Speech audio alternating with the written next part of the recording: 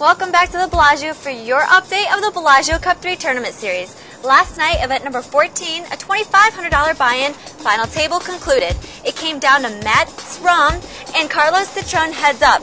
Eventually, Mats Ram got the best of Carlos and won the $81,000 for first place. Yesterday, event number 15, a $1,500 buy-in no-limit hold'em tournament started. It attracted 166 players, so it paid 18. They played past that 18 down to a final 9 that started today. We're here with Ewan Jones. Ewan, how are you sitting in chips going into the final table? I think at the minute I'm lying in fourth, but there's two chip leaders with about 110,000 each, and then the other 7 of us, we're all within about 20,000 of each other, so it's going to be a dog-eat-dog day, I think. Can you describe one of the most interesting hands you played on the way to this final table? Interesting hands. I don't play interesting hands. I'm quite a boring player myself. I just like to sort of take small pots, and I think I basically won a race. That's basically the most interesting thing that's happened to me in this tournament.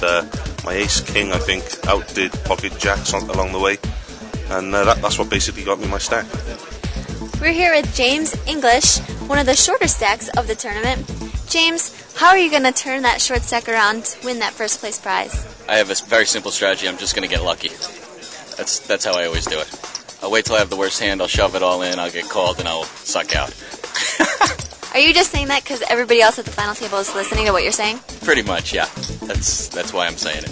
I think a lot of us are in pretty much the same boat here. About 6 or 7 of us have a similar stack based on what the blinds are right now. So there's probably going to be a lot of pushing all in the first 30 or 40 minutes, and then when the chips even out a little bit, I think we'll see a little more play.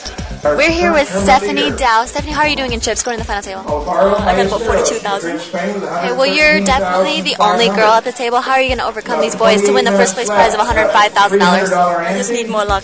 A little bit luck, that's it. Well, good luck, and hopefully we'll see you later. Thank you. Soon after final table play started, it was a battle of the pairs. Sebastian Ruthenberg looked down at pocket rockets, and then John Eaton looked down at pocket queens. They got all in pre-flop, and aces held up, the very first hand of final table play. Talk about a cold deck. Then, just a couple hands later, Stephanie Doe had pocket queens, and Danny Ryan had pocket fours, all in pre-flop. Once again, the best hand held up. Danny Ryan and John Eaton were eliminated in 8th and 9th place. There are now only 7 players remaining, but tomorrow we'll let you know who the winner is. The tournament that started today was event number 16, a $2,500 no-limit hold'em tournament. There were 102 players and are now currently down to 61. The field did attract a lot of internet professionals, such as John Turner, also known as Pearl Jammer, Sorel Imperium Mitzi, and Ari Engel, also known as Bodog Ari. We're here with John Pearl Jammer Turner on the break of the $2,500 buy-in. John, how are you doing in chips? I'm not doing too well right now. I've got 3,000. I got a little bit cooler on a hand when I had ace-queen. Flop came ace-7-7. I had raised early position, only the big blind called, and anyway, I ended up just checked on the flop, and I just called him on the turn in the river. He had 7-4. He had called the raise from big blind, so got a little cooler there. I got down to about 3,000. I picked up jacks.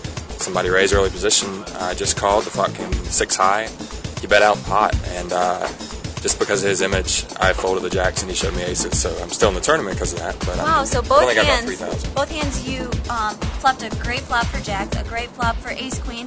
But do you feel like you just had a really good read on both those players to play it pretty slow and just call and then fold on the flop? Well, the first one, I felt like he wasn't gonna. I felt like he probably wasn't bluffing because he bluffed me earlier, and I caught him on that, and felt like he probably wasn't. But it was hard to lay that down on that flop for fairly small bets. The other one, just the guy was really tight, and so I feel I was glad I was able to make that laydown. It wasn't that tough a laydown, but I think probably queens I would have gone broke of it.